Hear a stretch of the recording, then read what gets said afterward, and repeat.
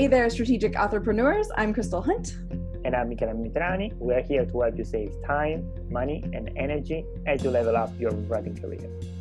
Welcome to episode 15 of the Strategic Authorpreneur podcast. On today's show, we're going to walk you through the process of doing a book sales makeover. First, what have you been up to this past week, Michele? Reading, as most of the time, I like to brag about that. Can I say that I brag a lot about being able to, reading a lot of stuff? And sure enough, I do have another book recommendation for you today. And this is from a good friend of mine. The name is Eileen Cook, and she was one of the guests of this podcast. And the name of the title of the book is Build Better Characters. And I am halfway through it, and I have to say it is really great. We have, as authors, I found, at least that's something that happens to me. There is a lot of problem when it comes to creating characters, and I would say the science of creating characters. And this book really is about all the background work that there is in creating a believable characters. And there are so many good suggestions on how to make your main character, your secondary characters, every single person in your book stand out. Feels like it's more like a person you can talk to. And there are so many things like for example, emotional intelligence and stuff like that I didn't know about. And if you are interested in really crafting more believable characters, go deep into the psychology of each and every one of them, and to really craft a backstory that will make you, I would say, know them better. I do suggest this book. It's really, really, I think you would say knocking it out of the park. Yes. In that terms, it's really that good. It's really that great. And the fact that Eileen also did work in this field, in the psychology field, for people that went through catastrophic injury or some mental major mental things, makes this book even more interesting, because she can offer so many examples of what happens to her, and some of them are so vivid, and every single time I rethink of them, I now know, okay, so that must be one of the reasons why the ability that she has of building characters is so good, so strong. So definitely a recommendation. That's something I definitely have been dedicating a lot of time. Build Better Characters by Eileen Cook. Please do read it. It's good. And what are you writing right now? What am I writing? Poke, since I'm the accountability buddy, I'm just throwing that out there. We're gonna have a discussion after this this live thing. I'm writing at this moment the 5th story for my 12 by 20 challenge, and it's giving me a lot of problems, as probably what Crystal just said might hint. I am sure 100% that I'm gonna be done with it by the end of the week, and the reason is because I asked Crystal to give my tip as if I do not do it. So I'm having some challenges on that side, but at the same time, I'm also having a lot of fun, because as writers, we are people that enjoy having pain. So me hitting my head on the wall multiple times per day, it's fun. It's a good thing. How do you call that kind of person? Like a masochist? No. Yeah. Mm-hmm. Yeah. Hey, right. I'm here. You're there. So that's basically what I'm up to. What have you been up to? Well, I've been doing a couple of things. I have been reading The War of Art, Yes. which we have talked about before, but I am currently working on a book called Write More Books. That's actually the next one that's coming out in the Creative Academy for Writers Guide series. And it is partly about productivity, but in a really different way. So what I'm working on is how do I blend in the psychology stuff as a health psychologist by background, and looking at some of the the deeper reasons. I mean, yes, there are some tips, some tricks, some habits, some things that you can do to really boost your productivity, but a lot of the time it does come down to some of those more ethereal things like fear and resistance and procrastination and making excuses and all of those lovely things with which I am intimately familiar and on a first name basis. And so I am reading this partly for me because I'm diving back into writing after a bit of a gap, actually. I've been really working on the business side of things. And this is sort of to help kickstart me back into the writing and also to help with writing the chapter on fear and resistance that is going in the Write More Books book. So that is one piece. And the other thing I've been reading is in my fiction side of things, I have not had a new book for quite a long time. It's actually been over a year because I went all in on the nonfiction. So this book is Strangers to Superfans by David Gaughran. And I am in the process of just making a list for myself of all of the things that I want to do to refresh my books before I really reinvigorate my fiction writing identity with a bunch of new releases in the fall. So, what we're talking about today really kind of hits home in terms of what we are both doing actually at the moment with our own books. And I think is also going to be helpful for other people who are looking at kind of how do you transform, rejuvenate what you already have and make sure that it's working as hard as it possibly can for you while also forging ahead with new stuff. So, maybe what is a book sales makeover? So it might not be surprising for you, but the first thing that I did in order to hopefully provide as much value as possible, I went to Google and asked to Google what is a makeover for it. And the definition is simple, but I think it's a good starting point for this conversation. A makeover, for friend Google, is a complete transformation or remodeling of something.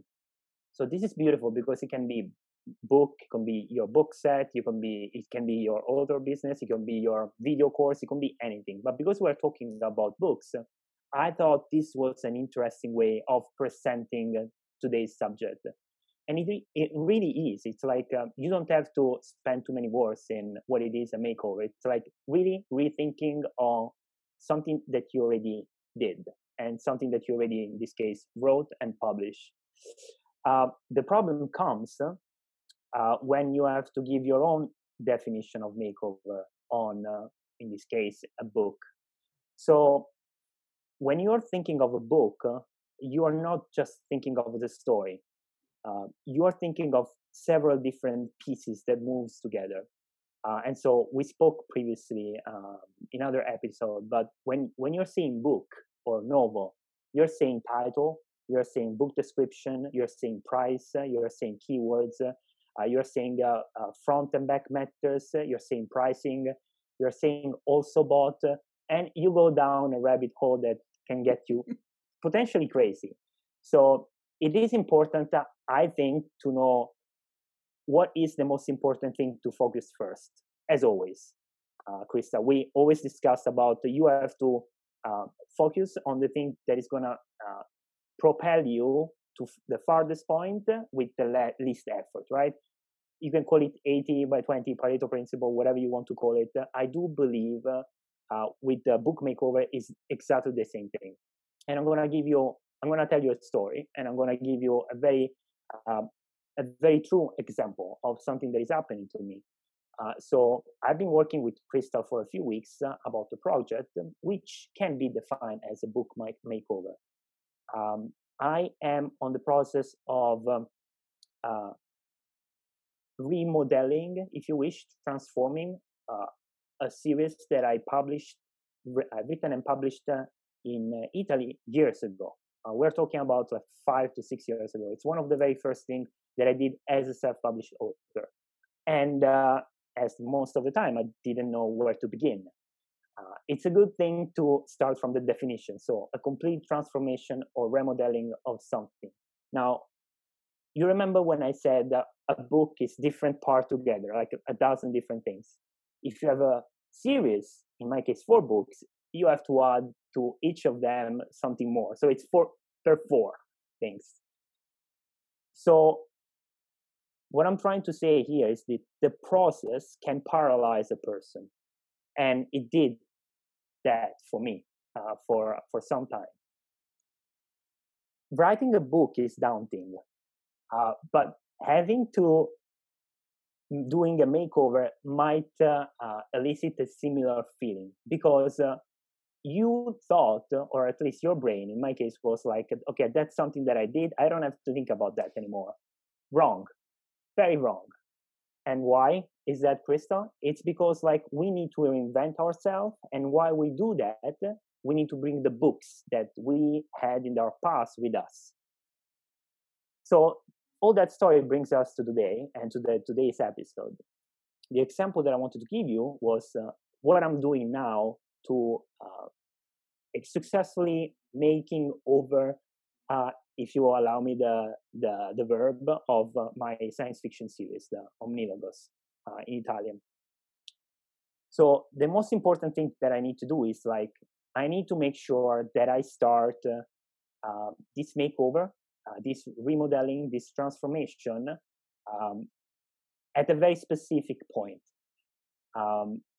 You have to start at the end and then work your way back, so that when you're basically pulling people into this, we can call it like a funnel. So as Crystal said once, the chances of them making it so all the way are higher. And this is something that you have to, maybe you have to experience different things and try different things.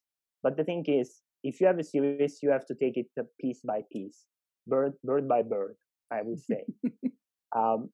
This is basically my experience as a starting point with my definition of book makeover and how I'm using it for my box set.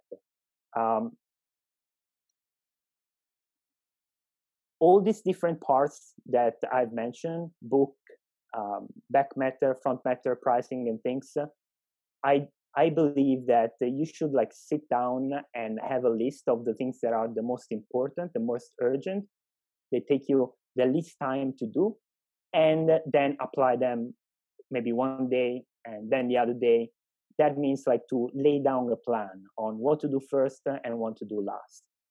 And it's basically the same process as when you're writing a book from scratch. But instead of writing the books from scratch, you have just to concentrate on the packaging of the product, if you will. And that's basically what I'm doing for my Italian science fiction series. I'm starting from the very beginning. But, and this comes like the different things that I'm doing. And hopefully it's all this speech that I'm doing is gonna close and make sense at this point. The way I'm trying to understand if my box set worked is by running some ads on it. So I'm running some ads on the first book of the series and the book set.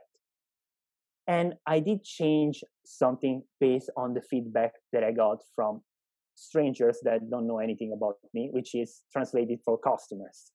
No relations, no nothing. But two things I already did differently. Studying the behavior of the people that see my ad on Amazon, and if they are clicking, or if you're seeing it, or if you're buying it. So one of the things I did was changing the way the box set, and this was like also thanks to Crystal, the way the box set was shown. So before it was just like shown as a cover, but now I wanted the customers to see that this box set was actually a box set. So I've asked Crystal on a way to help me on that. And so she made a 3-dimensional version of the same box set. And guess what? People started to clicking and to buy that box set, because this part of the makeover made the customer more aware that what they were buying was not a book, but was 4 of them. This is one of the things that I learned. You have to make the life of the customer as easy as possible. And this is a part of the makeover of the books. The other thing that I did differently was, after a few weeks of judging what the people that were watching the ads were doing, I basically realized that the description of the book wasn't really working. So I've seen that Amazon was showing the ads to lots of people. Lots of people were clicking the ads, and so the cover was okay. But once they landed on that page with the product, my product, they were not buying it. And I realized why, because like that description was made 5 years ago with my understanding of basically blurb and stuff like that. So I changed it completely. I took a couple of afternoons to change the box set description and the description of the first book. And guess what happened? More people started buying the book. So these are just two examples. And I'm sure Kristen is going to give you way more than those. But they're powerful in a way that by tweaking some things, sometimes. So when you think makeover, you don't necessarily have to think of like head egg. You can start from small things and see how it goes. And that's what I did. What would you say about this kind of process that I did? Like maybe it's kind of weird because it's like a circle. You wait for the feedback of people that you don't know and then see actions. I do know that other people like just think like, okay, it's been like 5 years. I need to rebrand myself, or I need to completely rechange my series. Maybe they have other ways, but my way, Michela Mitrani ways, was like letting the customers telling me what wasn't working. Yeah, absolutely. And I think I've done that same process, I think 3 times now since 2014, and often little branding tweaks or updates. And sometimes I actually change what's in the books, or make an adjustment there because of feedback from the readers. And one of the reasons I love the Strangers to Superfans book is because it's really focused on the reader's journey. And I think when you're doing a book sales makeover, ultimately that's the part that matters, is what is the reader's journey. And so when we look at evaluating what needs a makeover, which parts of your books can you transform, which parts of your sales experience can you transform, it really does come back to what is the experience of a reader who is finding you in your books and then walking through that process from beginning to end. And the way that David Gockard talks about it is like you have a pipe that is delivering water from one place to another, and there are going to be holes all along that pipe and water is going to escape. So really what you're looking for is the holes that you can plug along that reader journey to make sure as many people as possible read all the way to the end of reading one of your books and buying another one. Or if you have a series, read all the way through. And when we talk about good read through, that's part of the process. But the experience of the customer in navigating from book to book to book is just as important, if not even more important than the actual story. Because if there are any blockages or speed bumps or hiccups along the way, you might lose them at that point, right? So you're really wanting to remove barriers, and you're also in some cases wanting to put up barriers. And this is very counterintuitive, so stay with me for a minute. But let's say you have an ad and a cover that are converting great and you are sucking in tons of readers.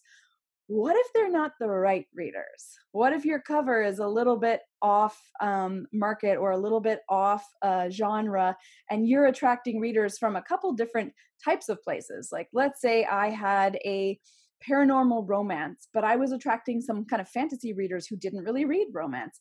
They might not enjoy how that story progresses. And then you end up with negative reviews. And then that actually hurts your chances of selling more books to more people down the line.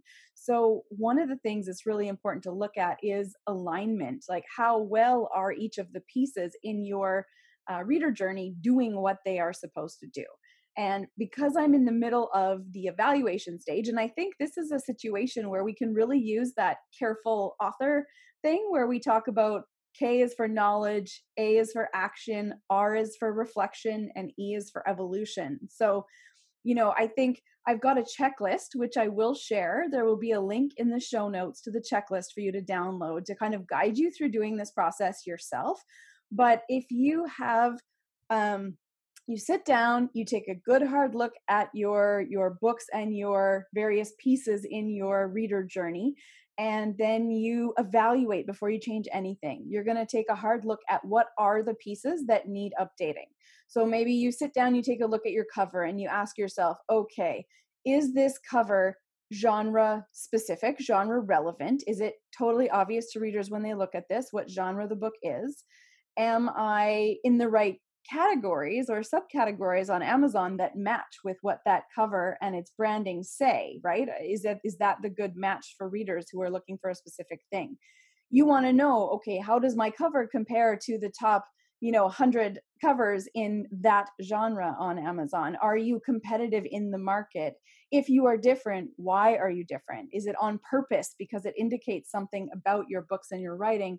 Or is it because you just didn't quite hit it when you went to do your design stuff? And we all make choices as we're going along about our cover design and what we can afford and who we can afford and how it comes together. And your covers will be something that evolves with you. When I started out, I was doing a lot of shorter stories and I was doing all the design myself because I couldn't afford to pay anybody. And eventually I hired somebody to help with bits and pieces. And eventually I may pay somebody else to do it completely. I'm lucky in that I have some design background, but I made very deliberate choices sometimes to be slightly off market with my covers. And I know that that hurts my sales. And it was a very conscious decision for a number of reasons. But, if you are in a position to upscale that or to adjust that a little later after you've seen that a story is getting good reviews and it's selling, but it's not selling as well as it could if more people realized what type of book it was from the cover. So there are some questions that will help guide you through a bit of an analysis with your cover. And yes, you will have some homework and need to dig a little to see where your cover fits with others, but it will help talk you through that process. And as Michele said, when you are getting people seeing your book listings, what is it that's stopping them from buying that? And I think your book description is a huge part of that. And as you mentioned, you learn as you go. And with each consecutive book and with each bit of knowledge you gather along your author journey, you learn more about how to write a good book description. And so, it might be that that needs a little bit of a tweak, again, to make sure that it's totally targeted to what the market is doing now. Trends change over time. Cover trends change. The way we write a book description changes over time. So it's really important to make sure that you might have been totally on point 5 years ago when that book came out, but it might need a little bit of an update to stay current. Your reviews are also a huge thing in terms of people choosing to actually click that buy button. So how many reviews do you have? What is your star rating overall? What are the things people are saying in those reviews? And your reviews can be a really good clue to exactly what's going on in terms of readers being happy or not happy with different elements of your books. And sometimes it could be as simple as you're not in the right category or your cover is bringing you the wrong readers. And your reviews will help give you clues about that. The pricing is also another piece to the puzzle of if people are clicking buy, not buy. And again, this is not a static thing, right? Prices and average prices in the marketplace fluctuate. Your prices are chosen not just of what is affordable for people, but where are you positioning your brand? Some people purposely don't discount things. They only sell their books at full price, and their full price might be a little bit higher because that's what they're setting up as an expectation for their books. Other people will use the promotional periods for different things and will use price as a way to navigate and negotiate temporary changes in the volume of their sales and to position themselves differently in the market. So you need to be aware pricing wise of what the averages are in your genre and how is your current pricing stacking up to what's going on.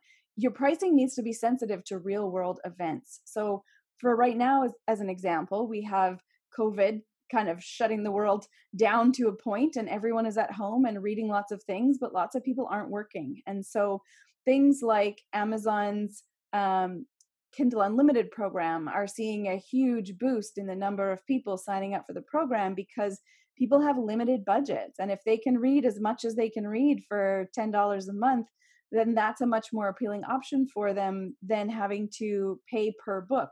And if they are going to pay for per book, then the lower price points are selling better at the moment because people are in these uncertain sort of financial positions and looking for distraction en masse. It's that careful balance of what is going on in the real world, not just what do we want to have going on in our book world, right? There's an intersection there, and it's really important to be aware of the global economics, really. How have you priced your book in other countries? How does that work? So there's lots of questions you can ask yourself around that. I think also your also bots on your book. It's a good exercise. Not all books can see also bots anymore. We don't know exactly what the determining factor is, but Amazon is always testing things, and so some books have multiple rows of ads on them, and some have also bots. So my personal theory is, if we are not quite big enough sellers to justify people wanting to have so many ads on our books and there's space, then they will put the also bots on. And that if there's so many people competing for ad space on our book, they'll bump the also bots off. That is, I have no proof that that's in fact the case. That is pure speculation on my part, but that's the only thing that has made sense to me so far in poking around and looking at things. But if you look at your also bots on your book, and they are books that have nothing to do with your genre, right? If I look at my small town romance and my also bots are like a book about how to play hockey, and another one on, how to write a book, and another one on knitting, then I know that something has gone awry with my also bots. And so that is a challenge to undo that. And sometimes it means actually relaunching your book to kind of get out of that hole. Or you need to sell a whole lot of other books that are in fact related to yours to kind of override that. So I think that is something important to look at, is the algorithm helping you or is it not? Because that will have a huge impact on sales. Yeah, I guess that one of the things we are trying to say here, and I'm very bad at that. I would say it 100%. Like, it's like really looking back at what you did in the past and realize if you made some mistake. Like, if there is something, if there's only one person that can change the fate of your books, and it's all start from you sitting down and recognizing, if that's the case, that you made some mistake with the branding or with the description. And I will tell you, like, another story. Like, when I had to sit down, when I was looking at the data of my Amazon ads, and I was seeing people clicking, so the cover was okay, but not buying, that's a clear indicator. It's a red flag that the description wasn't working. I did not want to sit down and remake the description. One is because I hate making description for books, and Crystal knows that very well, because now I have to do it on a monthly basis, and it takes so much of my time. But that's another story. And the second thing was, I did not want to admit that my book description wasn't good, and that's, I think, one of the biggest success for me was admitting that my book description was very bad. And even as I'm saying that to you, I'm not proud, of course, but I recognize that that's one of the steps I have to take, self-criticism, in order to level up. We like that word, level up, a lot, right? Yeah. But that doesn't mean it's going to be easy for you, guys. It's not going to be easy, especially if you have an ego, which is not always bad, but sometimes can be bad. And same thing, for example, for covers. I really like the cover of my books, but I realized that those covers for the Omnilogo series were like covers that I asked my designer, okay, I like this cover, make this cover. While I should have done something different. I should have done this. I should have taken the first 25 covers of the science fiction category that my books are in, and said, please make a book cover that looks like this. And I didn't do that. I'm lucky enough in the sense that the Italian market is not as crowded as the American market, so my book cover are still okay, but I do recognize they're not as good as they could be. But again, Krista, again, this is painful because I love those book cover. There is a part of me that don't want to change them, but I realize also that in the long run, if I see those clicks goes down, I will have to sit down and realize that I have to change something. Because if I don't, those books will die. And you can take it as far as like a patient kind of metaphor, like you have to give the medicine to the patient that he or she doesn't like, or he or she dies. Same things for the books. But yeah, again, what I'm trying to say here is that it's very difficult to do this exercise of self-criticism. That is also why it might be useful to have somebody like, for example, Crystal. So it's an external eye that says, hey, look, I love you, but your description sucks, or your book cover sucks. So you need those eyes. Sometimes that's why you need other people. A designer can be, I don't know, a designer buddy, somebody that you know. You can ask, okay, look, this is my book cover. What do you think is not working? If you are a reader of science fiction, for example, I did it the hard way because the feedback are coming on the thousands from the Amazon ads, and I'm seeing what's working and not. But there are other ways, probably less painful, for you to realize if your book is on the market you're trying to sell. So yeah, I guess what I'm trying to say is it's going to be painful, especially if you have to really make a huge, deep makeover of your series. And so not only like something cosmetic, but something genetic. And so that means I'm talking about the book cover, the back matter. I'm talking about going inside the book sometimes that you were mentioning Strangers to Super Fun. And there was actually the author that was mentioning once, there was one of the author he interviewed or he was friend with, and he said that he had to go back and in the book Makeover completely change the story of the first book in order for the second, the third, and the fourth to go. And he described it as super extremely painful because, like, imagine like it's like going into a festered wound. Like you have to see it, and then sorry if I'm providing so many of the bad examples, but yeah, you have to see it, you have to cure it, and it was exactly the same. It was painful for this author, but he did it. It took a few months because he had to rewrite part of the story, but then the read through, that was magic. Like because like people were buying the first, and the second was already good, and the third was good. You already learn stuff in the way, and so that changed everything. But again, that doesn't make it less painful. So I'm just, because I'm in the point and I'm doing it, I just wanted you guys to be aware of that. It's going to be difficult. And probably Tristan can add a bit more about that, the painful part of it. He's been doing this for longer than me. What would you say, like, it is something painful that you as an author had to go through when you have to tweak or change something? Oh yeah, all of it. I've changed all of the things in various ways, and it is really hard to look at the early things you did. Even just going back and reading the early books can be really stressful. I know lots of people who can't read themselves after they've published their book because they're just like, no, I've learned so much since then. It's physically painful to read the early books.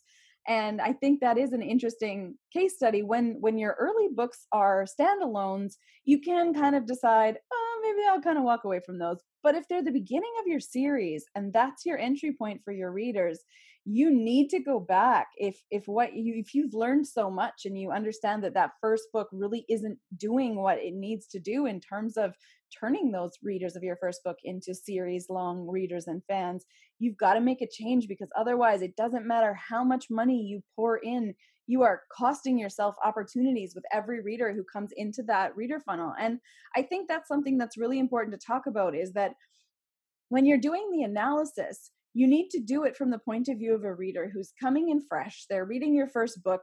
When they get to the end of the first book, what is the call to action at the end? Do you even have back matter? Because when you did your first book, you probably didn't have anything else to send them to. And so if you haven't gone back on the regular with each new book and added to your back matter or changed your call to action to be please leave a review, or come join my mailing list, or read the second book in the series, you're going to have to revamp those. But you really want to follow the reader journey from start through to finish when you're doing your analysis part. But when you're fixing things, like Michele mentioned earlier, you want to fix them backwards. And it might not have been clear what that meant at the early part of this episode, but now that you can see how the pieces come together a little bit better, think about how that works. So let's say that we have a reader who's coming in, your cover, you might have fixed your cover so it's great, and maybe your book description is now great, and your pricing is all good,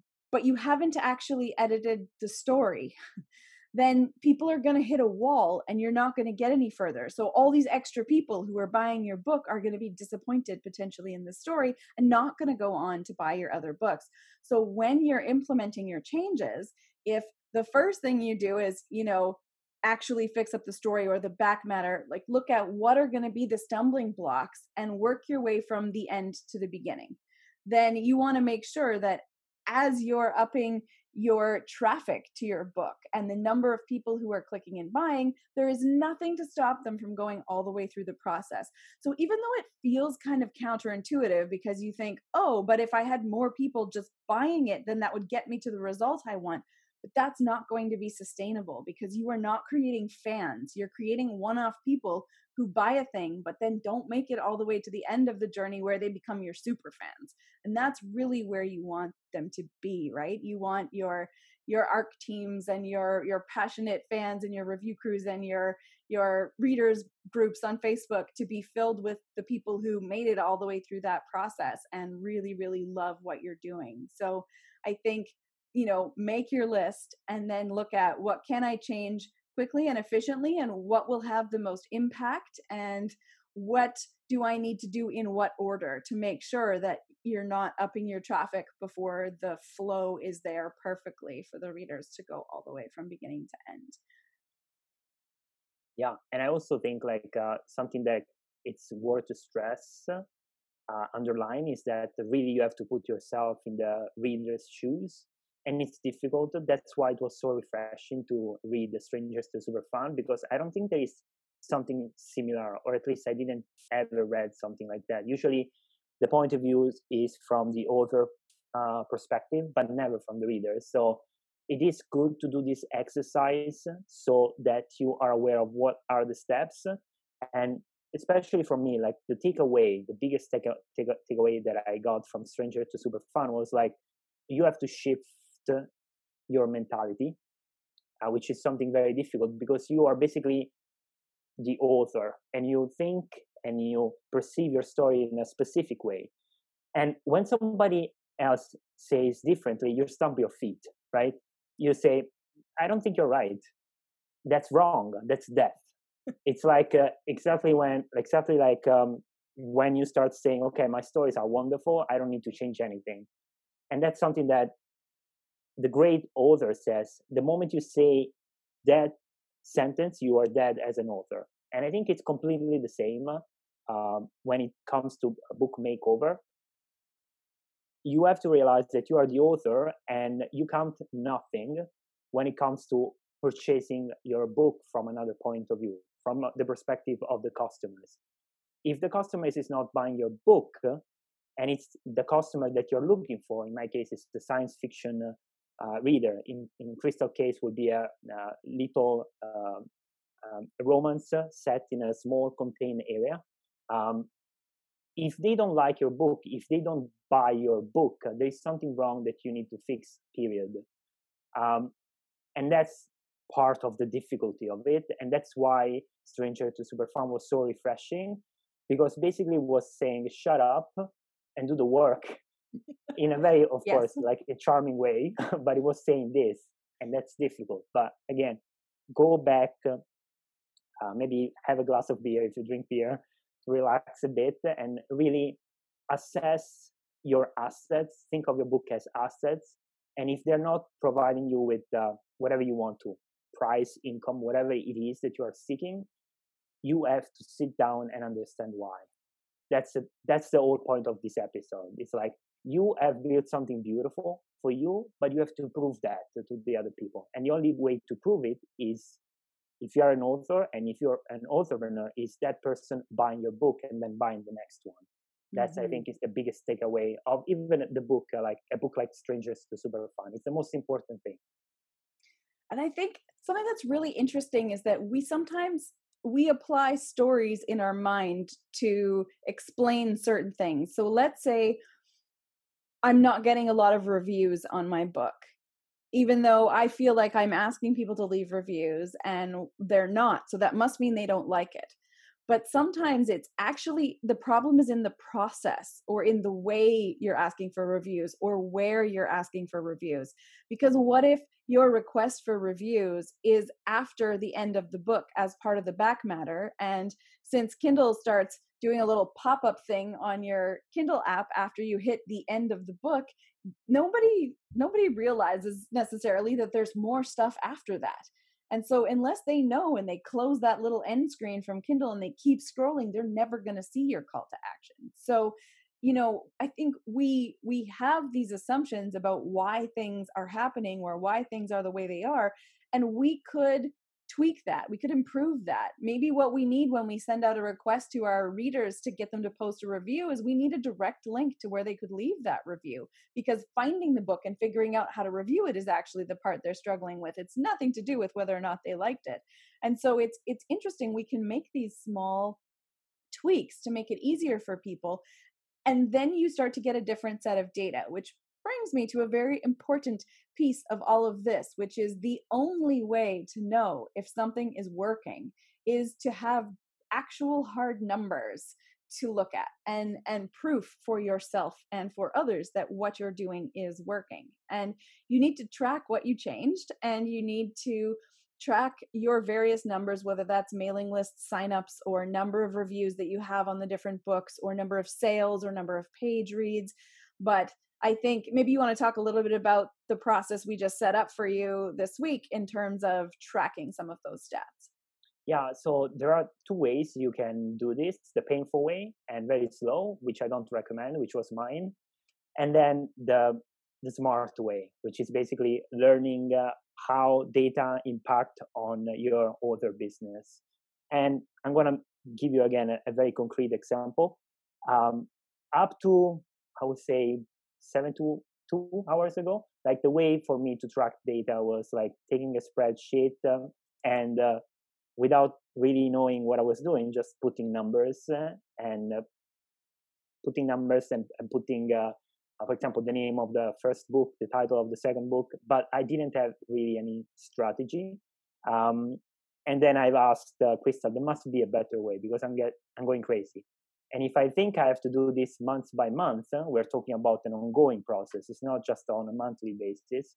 I was like, there is no way that I can keep track of all of this and uh, remain sane. Yeah, I would say that, remain sane in the process. So when Krista says tracking data, uh, there are definitely some things that you can do to keep yourself on the same side. One of these things is something that I learned: do that on a regular basis. Don't let the work accumulate. That's something that I'm also doing on, for example, if I have expenses, I know that if I spend something and I'm not putting it on the app now, the moment I'm spending, it's never going to happen. And I've been doing this since October 2018, and now I'm very focused. So I spend anything, phone, Wally app, and I'm tracking my finance. My shift was, you have to realize you have to do the same for your other business. So I'm doing AMS ads, but I have no idea how much I'm spending now, the moment I'm talking to you. But then I went through this process with Krista again, and she was like, you can't do this, and don't go to a psychologist. You need to have a system to keep track of what you're doing, the same way that you're doing it for your finance. Once I did that shift, and once that I realized that basically the way I keep data and I track data for my book sales, and in this case, because my books are on Amazon Kindle Unlimited, I also have to track sales of page reads.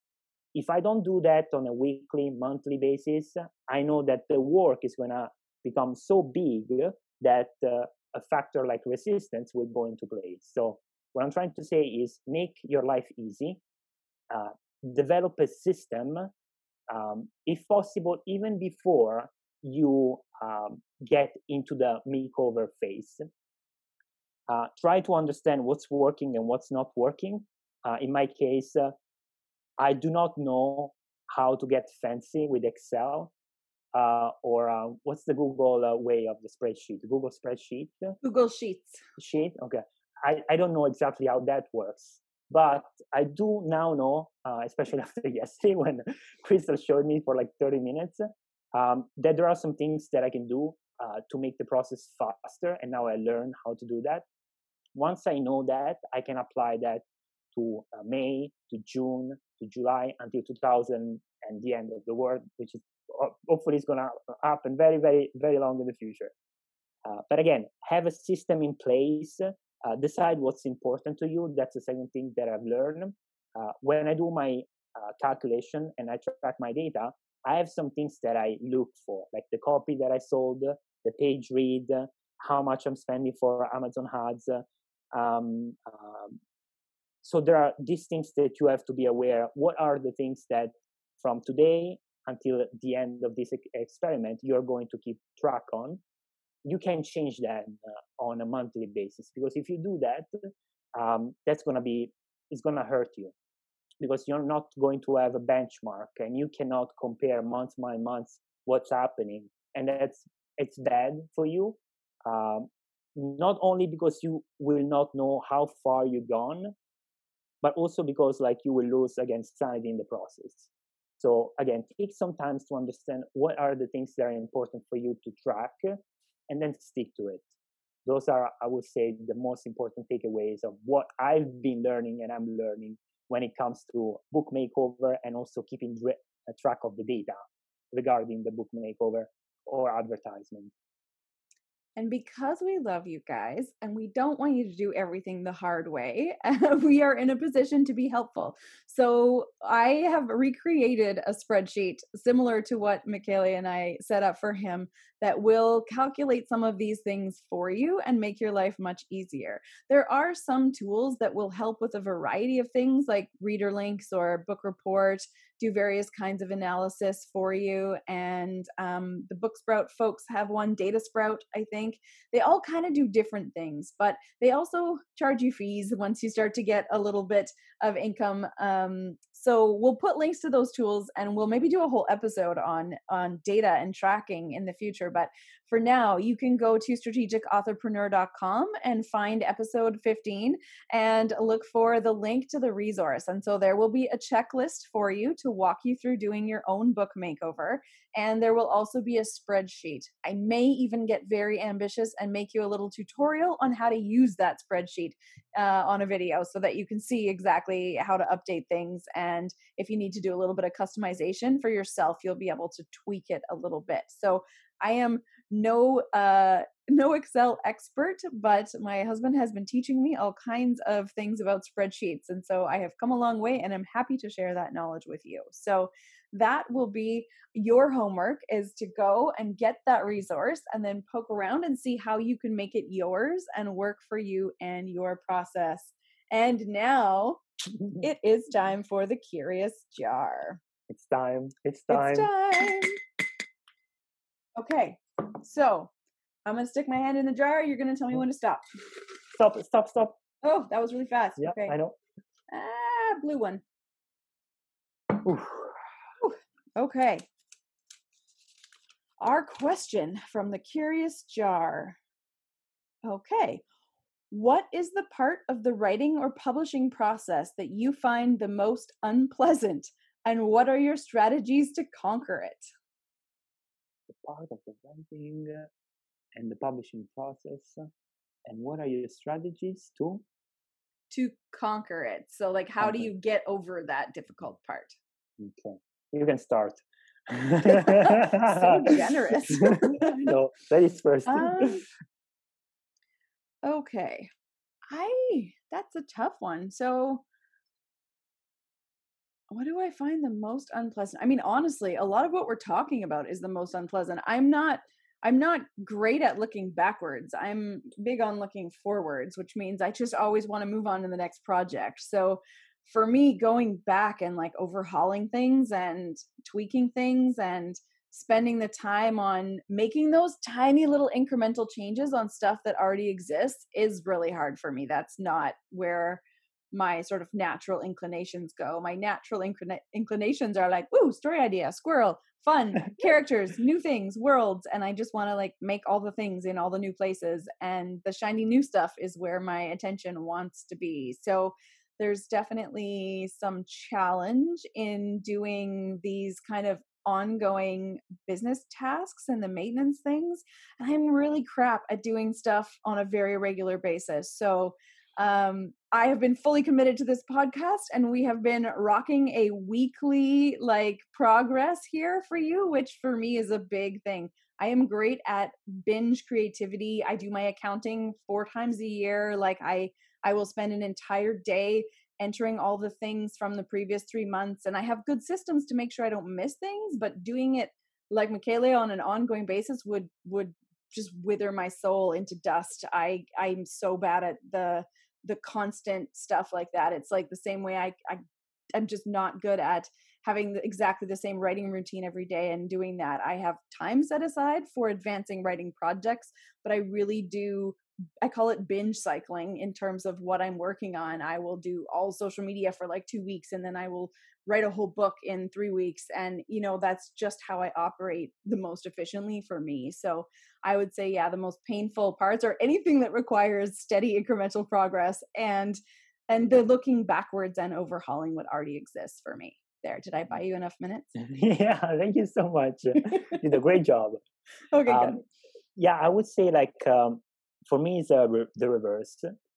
So I don't find, of course, it is difficult, but I don't find the writing process to be difficult per se. It's actually exciting. I see it as a challenge. But when you start talking with me in legalese, and especially because we're entrepreneurs, so we have to also know like the number side of things, the tax side of things. I would say numbers are not really my strong suit. And the way I deal with that is that I pay other people to do it for me. That's one way of seeing Legitimate it. strategy. Yeah, it's a legitimate strategy. It's like I delegate that part because, like, for example, I want to make sure that, for example, my tasks are done right. And we already kind of discussed about this in one of the previous episodes. But I also know I can't do everything by myself.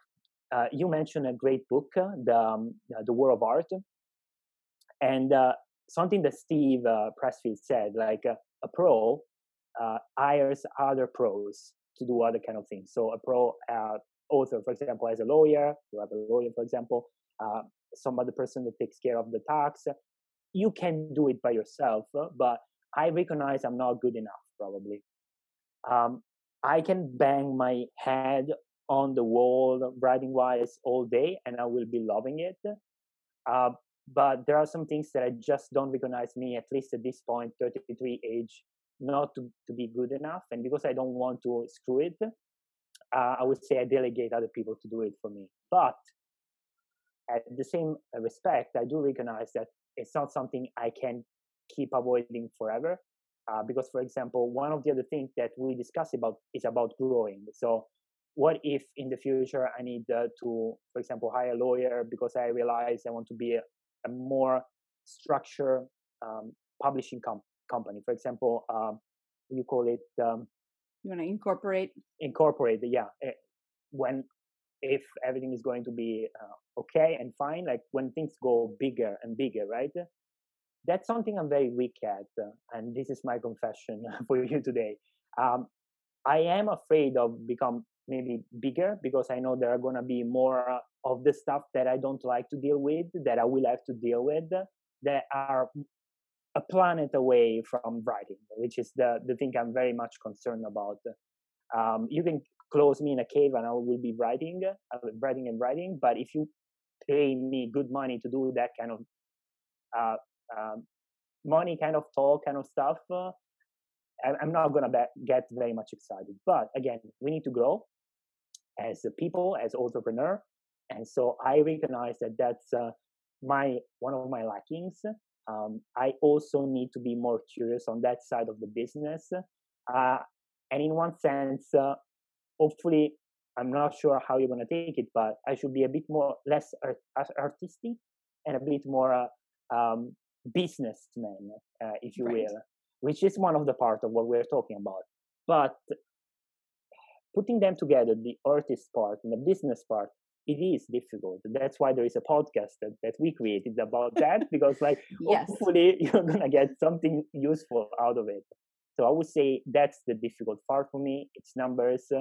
It's making sure that I'm on the right track when it comes to my publishing business. Excellent. And I gotta say, that once the checks start coming in that justify you needing that business structure, you'll get a lot more interested in the business side quickly. It definitely scales as things grow. And that was one thing, you know, as you start to see the momentum, the first little bit is so hard.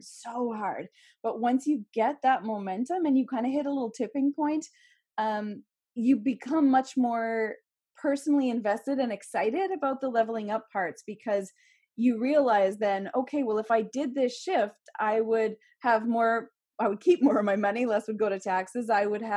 You have the money to pay somebody to help you with those things. When you're at the point of needing to level up, then it just makes sense. And you're in a position to also support someone else, which is nice, to be kind of contributing to the economy in that way and to be giving back to someone else. And you're providing somebody an opportunity to do something that they love, as hard as it is for us to imagine that people choose to be accountants and financial managers and things like that. They do, and they love it. And they feel about those things as we feel about writing. So everybody gets to do the thing that they're passionate about, which works out fantastically well for everybody else.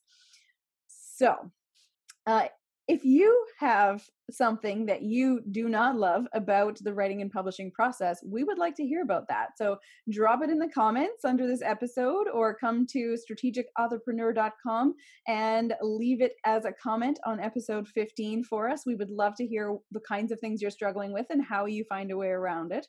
And if you have a curious jar question you would like us to answer, you can email that to ideas@strategicauthorpreneur.com and we'll add it to the mix. And as always, for show notes, links to resources we mentioned, and coupons or discounts on tools we love, please visit us at strategicauthorpreneur.com.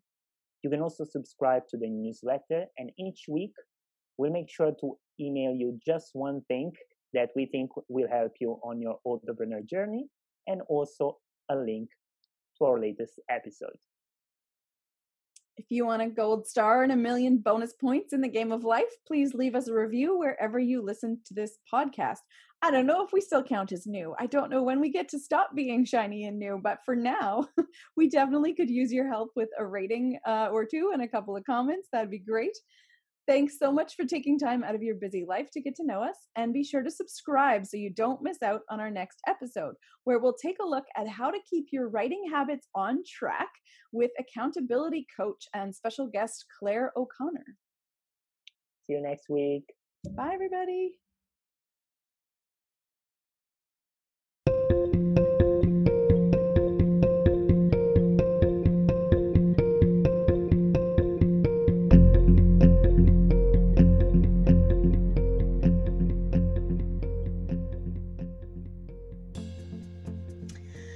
Oh, wait, I have this bright white thing. One sec, make that go away. Okay. Episode 15. Can you believe that? Really? Oh, that's crazy. Own it. 15. Yeah. It's a lot of talking. Yeah. Mm-hmm. But yeah, it's good. It's fun. I'm enjoying it. Me too, 100%. Yeah, excellent. All right. Well, shall we be podcasty? Let's do this. Okay. I think that's something very Italian, like that we have to say hello and then goodbye. It's something that I didn't see in the Anglo-Saxon culture, if you will. Like even when you are at the phone, yeah. Sometimes you don't say bye. You just say okay, okay, done. We always say goodbye or bye. I don't do that. Right? No. So is that weird? Because I want to make sure, like, yeah, bye-bye. Yeah, no, I always do that. My grandfather, Grandpa Vern, he used to just randomly show up, and like my parents owned a hotel, so there was lots of grounds or whatever, and he would never come and say, oh, hey, I'm here, I'm visiting. He would just like go do something. He would find a project on the property, or he'd be making something or trimming a tree or whatever. And we'd just like, oh, Grandpa's here. Okay. And he would never say that he was leaving. He would just vanish at some point, and we would be like, oh, I guess Grandpa went home. It's a Okay. mystery, man. I love He's it. a mystery man, I know. So that's just kind of I don't know, something I always felt pretty strongly about, was just let people know you're there, and then let them know you're leaving, and then everybody's on the same page and there's no confusion. So Grandpa, Excellent. if you're watching. Yeah, yeah, we love you. Yeah. Yeah, I just want to make sure probably that, I don't know, they know that we love them and we want them to come back. So I don't know, maybe it's an Italian thing, like hello and goodbye.